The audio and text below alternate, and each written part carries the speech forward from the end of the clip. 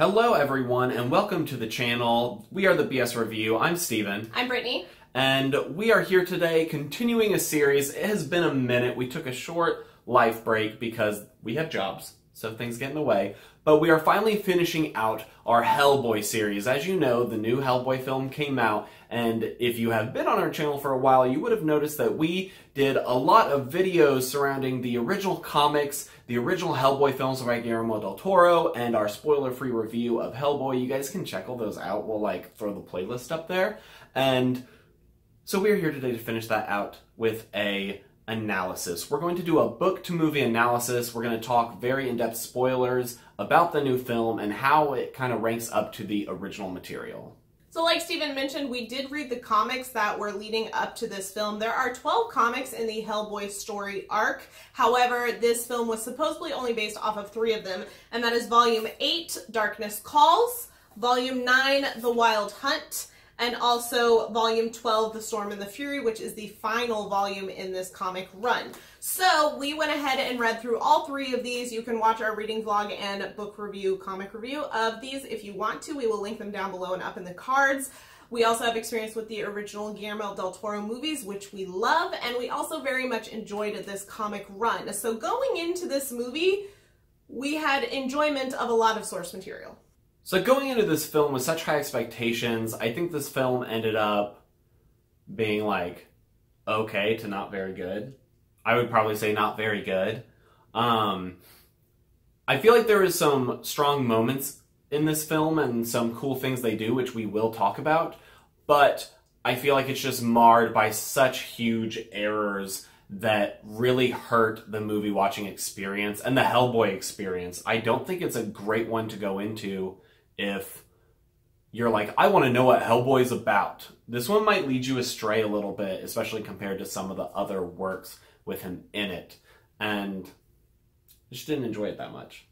So to go about our analysis of this comic book run and also the new film, we're going to do this in a pros and cons list style. So we're going to start off with our pros, the things we enjoyed. And the first one that we wanted to mention is how visually accurate this movie is to the comics. There are straight up scenes pulled panel for panel from the comic books, which as people who read the books, it was really fun to see those, and I do think that those scenes translated out pretty well, besides a few extra objects or components of those scenes. Visually, they worked great.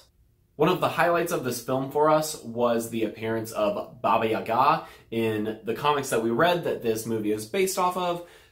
She plays a big part of it. She plays a big character. All of Volume 8 completely focuses on her and Hellboy's interactions with her, and her scene was one of the highlights.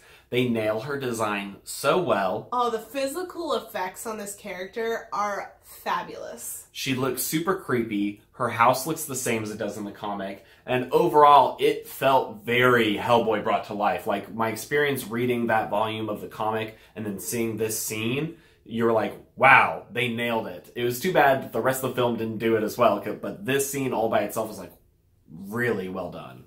Another highlight that was kind of in the same vein as visually matching the comics was the giant fight. The setup to it was a little bit different than the comics. However, the fight itself was frame for frame very similar to the comics. In fact, there's a shot that's lined up just like how the panel shows, with an arm getting cut off, and it was just such a geek out moment for us who read the comics, and it was a really well done scene. I think it was one of the better action scenes in the film. I didn't particularly love the music choices in it because it didn't really match up with what was in my head, but Steven enjoyed that aspect a little bit more. But the giants, spot on. I think an important part of being a successful adaptation is understanding that things on the page don't always translate properly into a film, and sometimes you can make choices that are better. And I think one area that this film actually did do that is the character of Alice. Now, in the comics, Alice kind of hangs out with Hellboy and walks with him through things, and sometimes gives a little context to some stuff, but she's not a big player, and she definitely is not a part of any action sequences or someone who can stand on their own without Hellboy. And I really liked her change in this. They made her character a lot more fun. Sometimes she knows things Hellboy doesn't. She ends up having her own cool set of powers outside of Hellboy that fit into the universe. And I really enjoyed what she brought to this film, especially with her interactions with Hellboy. And that leads into our next and final pro that we have for this video, and that is the team-up aspect of this movie. They introduce, about towards the middle to the end of the film, this little trio of characters who end up being this really cool team by the end of the film, and I really liked how that team was set up. The only downside of it is that it took too long to introduce them, and by the time that they're cool, the movie's over. But the potential for what they could have been is awesome. Let's move into the cons now and talk about some ways that this movie was not a very successful adaptation. And I think the biggest area is that this just had way too much happening in this movie. Like we said, it selected 3 whole volumes that they tried to cram into this movie. And because of that, they ended up chopping all sorts of things out of the novels, removing some of the context, shifting stuff around, and you end up with this thing that focuses on the Blood Queen as a villain, and while she was a major player in the comics, ultimately, you know, spoilers for some of the comics, she's not the main player. And this movie made it definitely appear that she was, and ended in kind of a weird place for us because of that. And they just made a lot of weird choices. They cut out a lot of the Baba Yaga stuff, and they just still had so much going on in this film. 3 volumes of comics, too much for one movie. As someone who read the comics, I was still a little confused about things. I cannot imagine somebody who wasn't familiar with the source material going into this. I imagine that it would be very, very confusing. Yeah, we both left being like, I'm glad we read the comics because we were able to follow, but if we didn't, it makes it so much worse. Another con for us as not only an adaptation but also as the film itself was the relationship with Hellboy's father. In the 3 comic book volume run that we read through that this movie was supposed to be based off of, the dad is not in these volumes. He has passed away by the time that we've come around to that point. We're not sure of his character previous to this. We have not read the rest of the volumes in this series, so we don't really know how accurate he was to his comic book component. However, if we are going to play the comparison game of the Guillermo del Toro movies, I think that this dad character was severely underwritten and lazily written, to be honest, and not enjoyable on screen whatsoever. And he is played by Ian McShane, who I find to be a very compelling actor. Go watch our John Wick videos that recently went up where we talk extensively about his acting skills. And so it was really interesting that they chose to cast him in this, and then they also chose to, and maybe this is just a me opinion, but I think that writing the whole, like, be a man, I'ma just buck you up, like, father figure is just lazy writing. I think it's easy to write, and I think that the way it played out on screen didn't have a lot of nuance or interest put into it personally, so I found it to not really be needed for the film, and it was odd to have it. I think by far one of the biggest struggles of this film is the tone. This movie can't decide whether it wants to be Guillermo del Toro's Hellboy, the Hellboy of the comics, or some weird, edgy 13-year-old's wet dream of Hellboy. And it ends up being a weird blender of all 3 of them, which is a little disappointing and really doesn't work. There are times where the tone feels very like Guillermo del Toro Hellboy, and because of that, those moments feel a little boring. And for us, there's moments like we mentioned earlier, like Baba Yaga or the giant scene, that feel very on-brand tone-wise with the comics and the source material. And I actually quite like those, and if they had leaned more into that, I think the film would have been better for it. And then there's a lot of this film that ends up just being that 13-year-old's wet dream where, like, the gratuitous blood and stuff used for jokes just doesn't always land in a way that feels congruent with the Hellboy that we know. And I'm not against, like, blood for laughs or gratuitous gore, things like that in a film, as long as it fits and has a purpose, and it didn't always feel like that in this film. I think a big component of the failures of this film is just the general direction that it had, and a lot of that had to do with the ending of this film. This seems like a movie that's set up for a lot of films to come if it had been successful enough to warrant them. However, they chose the last 3 major volumes in this comic book series to focus on a first movie of, which is so strange because, as we've said, this is going to have a lot of spoilers in it. Volume 12 has Hellboy dying.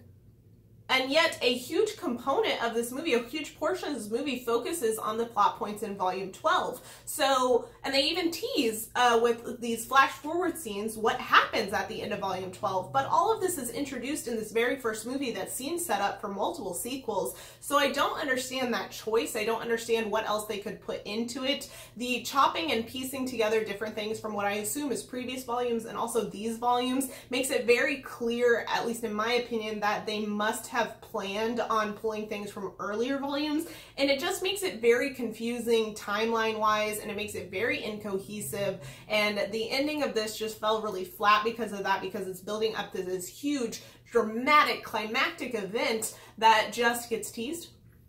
I think in the comics there's such a cool scene where with Excalibur, where you find out that Hellboy is actually descended from King Arthur and has the bloodline in him and can wield Excalibur. He's technically the rightful king of England, and it's so cool. And this movie just is like throws it out there for you in the third act in like 5 minutes and hopes you just accept it and move forward. Let's have a funny guy protecting Excalibur, and then like Hellboy also just like rejects it and doesn't care, which is kind of what happens in the comics anyways, but they do it very differently in the movie to where you don't understand Hellboy's headspace.